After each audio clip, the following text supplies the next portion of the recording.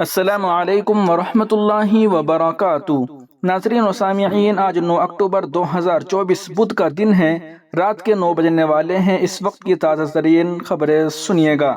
آپ سے درخواست ہے کہ اس ویڈیو کو مکمل دیکھیں کیونکہ اس ویڈیو کے اندر آگے آل انڈیا مسلم پرسنل لا بورڈ کی ایک بڑی اپڈیٹ شیئر کی جائے گی۔ اس سے پہلے ایک بڑی اہم رپورٹ سن لیتے ہیں۔ اورنگ آباد میں مسلمانوں کا زنجیری احتجاج، اہانت رسول اور ہندتوا مظالم کے خلاف ایک طاقتور عملی اقدام۔ میں خوشی کے ساتھ آپ کو یہ بتانا چاہتا ہوں کہ اورنگ آباد کے مسلمانوں نے زنجیری احتجاج کے ذریعے ایک عملی چراغ جلا کر دکھایا ہے۔ ایسے دور میں جبکہ حکومت مخالف مؤثر آندولن برپا کرنے کو مسلمانوں کے لیے مشکل سمجھا جا رہا ہے، آپ کو میڈیا کے ذریعے یہ خبر نہیں ملے گی کہ اورنگ آباد میں مسلمانوں نے اپنے حقوق حاصل کرنے کے لیے زنجیری احتجاج کے عنوان سے ایک طاقتور اقدام کیا ہے، کیونکہ میڈیا آپ کو وہی دکھائے گا جس میں اپنے آپ کو سیکولر کہنے والوں کا فائدہ ہو۔ مسلمانوں کی طاقت میڈیا نہیں دکھائے گا۔ اورنگ آباد کا زنجیری احتجاج شاہین باغ ثانی پیٹرن ہے۔ ہندو پنڈت رام گیری کی طرف سے ناموس محمدی صلی اللہ علیہ وسلم پر حملہ کیے جانے کے بعد مسلم نمائندہ کونسل کے تحت یہ احتجاج 18 ستمبر سے شروع ہوا ہے۔ اس کی قیادت مسلم نمائندہ کونسل کے صدر اور ملک کی معروف و محترم بیلوس ملی شخصیت جناب ضیاء الدین صدیقی صاحب کر رہے ہیں۔ اورنگ آباد کے دیگر ملی ذمہ داران کی بھی اس میں شرکت ہے۔ زنجیری احتجاج کے ذریعے مظاہرین نے حکومت مہاراشٹر سے بنیادی طور پر 4 سے 5 مطالبات رکھے ہیں۔ نمبر 1، پنڈت رام گیری اور نتیش رانے کو گرفتار کیا جائے۔ نمبر 2، وقف بورڈ کے خلاف قانون کو روکا جائے۔ نمبر 3، اورنگ آباد کا نام واپس بحال کیا جائے اور سمبھاجی نگر والا نام اورنگ آباد کے مضافات میں آباد ہونے والے نئے شہر کو دیا جائے۔ نمبر 4، اہانت کے خلاف قانون بنایا جائے۔ زنجیری احتجاج کا اثر آہستہ آہستہ پھیل رہا ہے۔ اسے مہاراشٹر کے مختلف شہروں میں محسوس کیا جانے لگا ہے۔ مہاراشٹر گورنمنٹ پر بھی اس کا اثر ہو رہا ہے، اور اگر یہ احتجاج جاری رہا تو یقیناً سرکار کو بھی اسے سنجیدگی سے لینا پڑے گا۔ اس احتجاج کی وجہ سے عوام میں بڑھتی حکومت مخالف ناراضی کو کم کرنے کے لیے گزشتہ دنوں مہاراشٹر سرکار نے داستان دکن کے نام سے اسٹیٹ انفورسمنٹ پروگرام کروایا، لیکن زنجیری احتجاج کے لیڈروں نے اس کے خلاف بائیکاٹ کی کال دی، جس کا حیرت انگیز نتیجہ سامنے آیا اور برائے نام بھی شہریوں نے اس پروگرام میں شرکت نہیں کی۔ اس احتجاج کے منتظمین اب کل جماعتی وفاق کے ذریعے اس کا دائرہ وسیع کرنے پر کام کر رہے ہیں، اور یقینی طور پر کل جماعتی وفاق جس پر کسی بھی سیاسی یا ملی سیاست کا کوئی لیبل نہیں ہے، اسی کے ذریعے اس احتجاج کو صفائی اور تاثیر کے ساتھ آگے بڑھانا چاہیے۔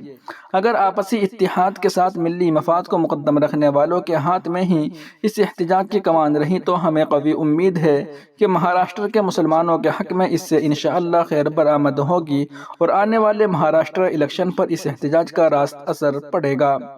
میں محترم ضیاء الدین صدیقی صاحب، مسلم نمائندہ کونسل اورنگ آباد کے تمام ذمہ داران سمیت اورنگ آباد کے باشعور و غیور مسلمانوں کو مبارکباد دیتا ہوں کہ انہوں نے ایسے وقت میں حکومت اور سیاست پر پریشر ڈالنے والا قدم اٹھایا ہے جب یہ سمجھا جا رہا تھا کہ عملی طور پر سیکولر ہندوؤں کے بغیر مسلمان محتاج و مجبور ہے۔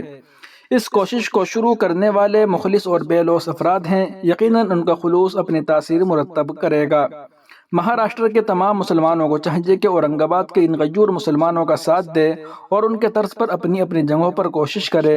ایسی ہی زمینی کوششوں سے آپ آنے والے الیکشن پر اثر ڈال سکتے ہیں، اپنے حقوق حاصل کر سکتے ہیں۔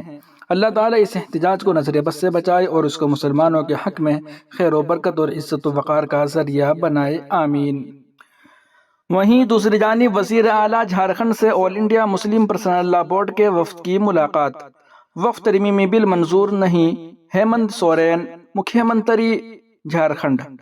جھارکھنڈ کے وزیر اعلیٰ جناب ہیمنت سورین نے وفد ترمیمی بل کو غیر آئینی، غیر جمہوری اور بھارتیہ جنتا پارٹی کی فرقہ وارانہ ذہنیت اور سماج کو بانٹنے کی سوچ کا آئینہ قرار دیا۔ یہ بات انہوں نے آج آل انڈیا مسلم پرسنل لا بورڈ کے ایک اعلیٰ سطحی وفد سے کہی۔ وفد کانفرنس کے موقع پر یہ ملاقات عمل میں آئی۔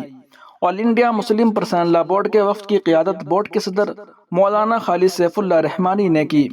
وفد میں آل انڈیا مسلم پرسنل لا بورڈ کے جنرل سیکرٹری مولانا محمد فضل الرحیم صاحب مجددی، ترجمان ڈاکٹر سید قاسم رسول الیاس، مولانا ابو طالب رحمانی، ممبر بورڈ اور جھارکھنڈ میں موجود بورڈ کے ممبران ڈاکٹر محمد یاسین قاسمی، مولانا مفتی نذر توحید اور ڈاکٹر مجید عالم شامل تھے۔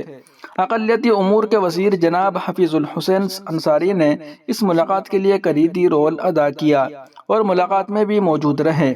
سب سے پہلے آل انڈیا مسلم پرسنل لا بورڈ کے صدر مولانا خالد سیف اللہ رحمانی نے تفصیل سے اسلام میں اوقاف کی اہمیت اور اس کے تقاضوں پر روشنی ڈالی اور کہا کہ جتنی اوقافی املاک ہیں وہ سرکار کی زمینیں نہیں ہیں، بلکہ بہت سارے مسلمانوں نے ہر دور میں مساجد، عیدگاہوں، قبرستان، درگاہ و مدارس کے لیے بطور صدقہ جاریہ اپنی ذاتی املاک کو وقف کیا ہے، اور کئی خیراتی و انسانوں کی فلاح و بہبود کے لیے بھی اپنے املاک کو وقف کیا ہے، جس سے مسلم و غیر مسلم سبھی فائدہ اٹھاتے ہیں۔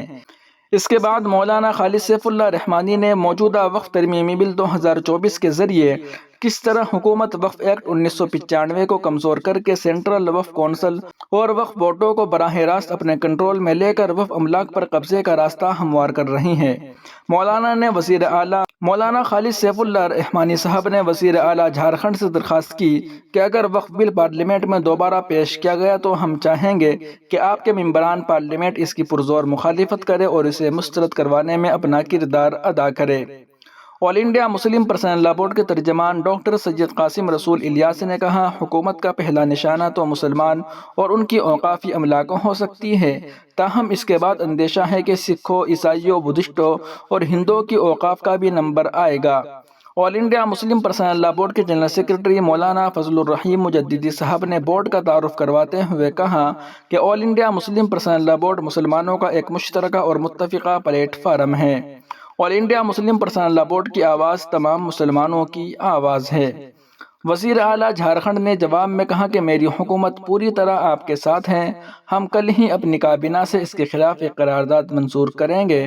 میں آپ کو وشواس دلاتا ہوں، میں آپ کو یقین دلاتا ہوں کہ ہمارے ممبران پارلیمنٹ بھی پوری طاقت سے ایوان میں اس کی مخالفت کریں گے۔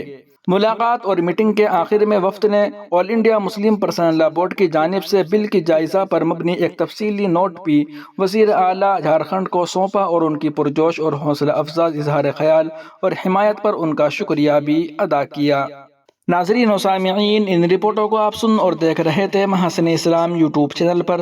تمام تازہ ترین اپڈیٹ حاصل کرنے کے لیے ابھی ویڈیو کے نیچے سبسکرائب والے آپشن پر کلک کر کے اس چینل کو سبسکرائب ضرور کر لیجیے گا۔ سبسکرائب کرنے سے آپ کو اس چینل کی تمام اپڈیٹس بر وقت مل جایا کرے گی۔ شکریہ، جزاکم اللہ خیرا۔ السلام علیکم ورحمۃ اللہ وبرکاتہ۔